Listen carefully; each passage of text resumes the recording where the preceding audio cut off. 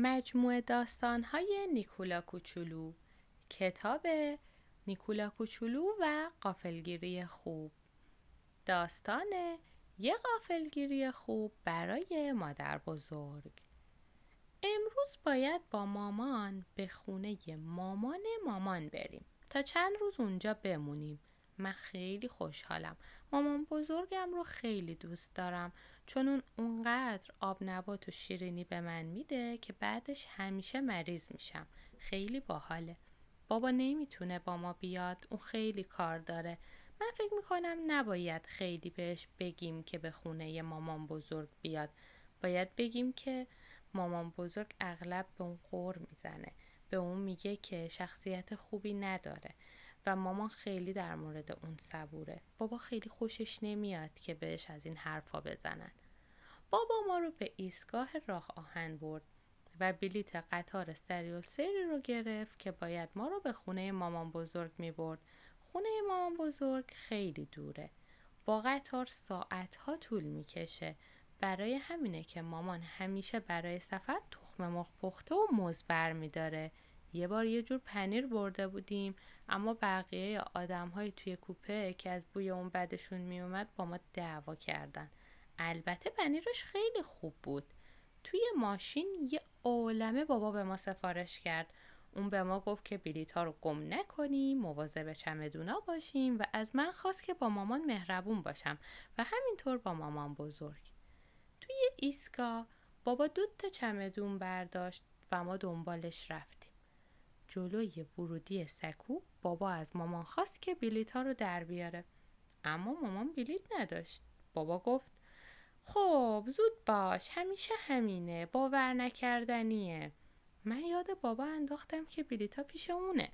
بابا به من نگاه کرد و بعد یادش اومد که خودشونا رو نگه داشته تا مامان گمشون نکنه. اون وقت بابا شروع کرد به گشتن کیف پول و جیباش، اما بلیط‌ها رو پیدا نکرد. بابا گفت با چمدونا اونجا منتظر من باشین، میرم بلیط‌ها رو از توی ماشین میارم، حتما اونجا هستن. و بعد رفت. من و مامان منتظر بابا شدیم، اما اون بر نگشت.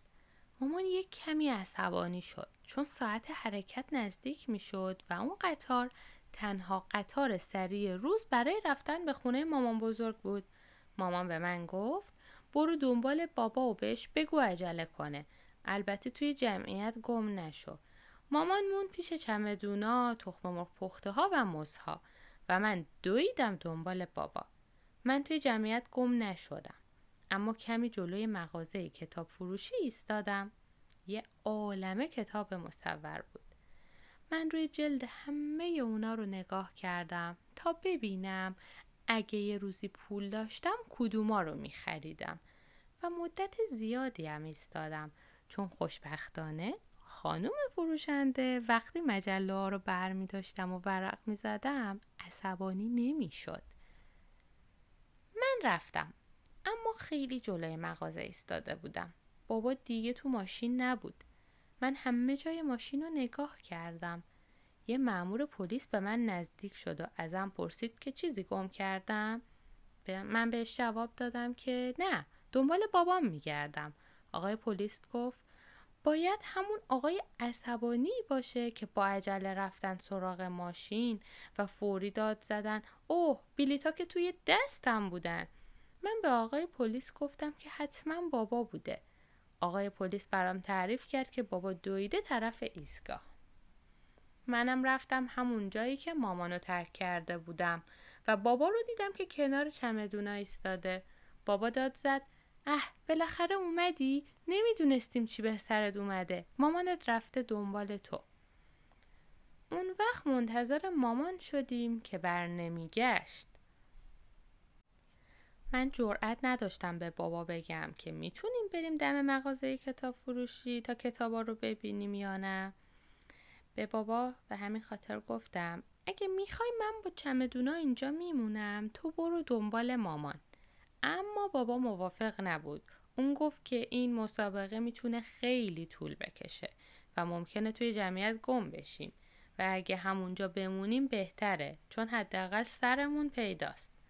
بابا اصلا سرحال به نظر نمی اومد. برای همین دیگه هیچی نگفتم. بعد مامانو دیدیم که به طرف ما میاد. بابا چمدونا رو برداشت و گفت بیا نیکولا.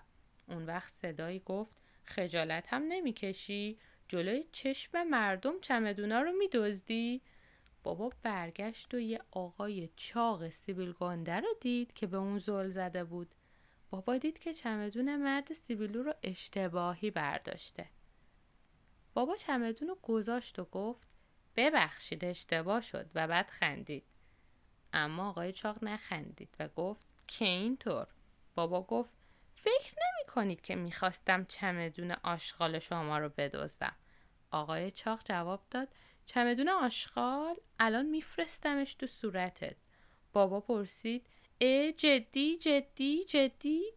مامان رسید و به بابا گفت که حالا موقع حرف زدن با دوستاش نیست. قطار به زودی حرکت میکنه. آقای چاق چمدونشو برداشت و در حالی که زیر سبیل گندش غر میزد راهشو کشید و رفت. بعد از اون که بابا بلیطا رو نشون داد رفتیم روی سکو. اونجا مامان متوجه شد که بابا به جای 2 چمدون 1 چمدون داره. من به بابا گفتم من میرم دنبالش. وقتی داشتی با اون آقای چاق حرف میزدی جاش گذاشتی. من از روی سکو دویدم بیرون اما چمدون رو پیدا نکردم. همونی بود که توش تخم مرغ و موز بود. داشتم این طرف و اون طرف رو نگاه میکردم که بابا اومد دنبالم. اون دست منو گرفت و عصبانی بود. به من گفت اجازه نمیدم همینطوری را بیفتی و بری. چمدون که از دست رفت. میخوای قطار رو هم از دست بدین؟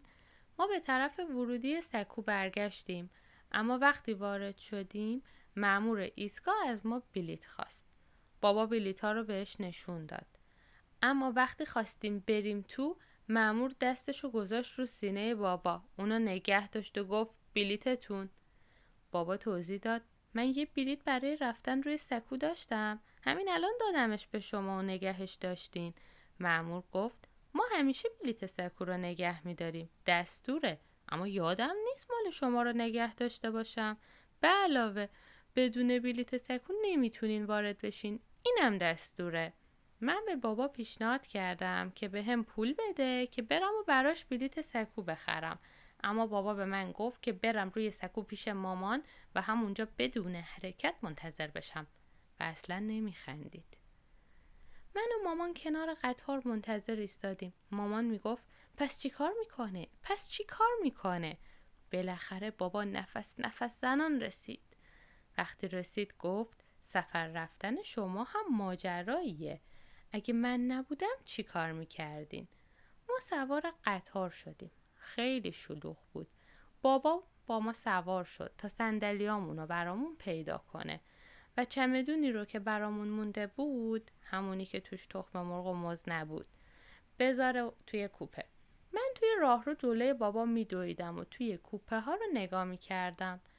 بالاخره جا رو پیدا کردم. به بابا گفتم اینجا 2 صندلیه. بابا شک کرد چون توی کوپه همون آقای چاق سیبیل گنده بود. به هر حال بابا وارد کوپه شد. موقعی که داشت چمدونا رو روی باربند میذاشت من از مامان پرسیدم حالا که تخم مرغا و موزا رو گم کردیم برای غذا چی کار کنیم؟ مامان گفت که راست میگم و تصمیم گرفت بره پایین روی سکو و ساندویچ بخره. موقعی که بابا داشت چیزایی رو که به خاطر باز شدن چمدون روی آقای چاق ریخته بود جمع میکرد من توی راه رو منتظر مامان موندم. بعد از خودم پرسیدم که مامان به فکرش میرسه که برای من ساندویچ سوسیس بخره چون من از کالباس بیشتر دوست دارم. به خودم گفتم که مامان ممکنه به فکرش نرسه. اون وقت از قطار پیاده شدم و مامانو جلوی یه چرخ دستی که خوردنی و نوشیدنی میفروخت پیدا کردم. خوب شد پیاده شدم چون مامان ساندویچ کالباس و پنیر خریده بود و اصلا سوسیس نخریده بود. من به مامان گفتم که ساندویچ‌ها رو عوض کنه. مامان از فروشنده پرسید که امکان داره؟ آقای فروشنده خیلی مهربون نبود. اون گفت حتی نمیدونه میتونه این اسکناس 1000 فرانکی مامانو که برای اون 4 تا ساندویچ داده خورد کنه یا نه. و اینکه دیر شده. اون وقت مامان به اون گفت که باید کار مشتریا رو راه بندازه و چیزی رو که میخوان عوض کنه. بعد قطار راه افتاد.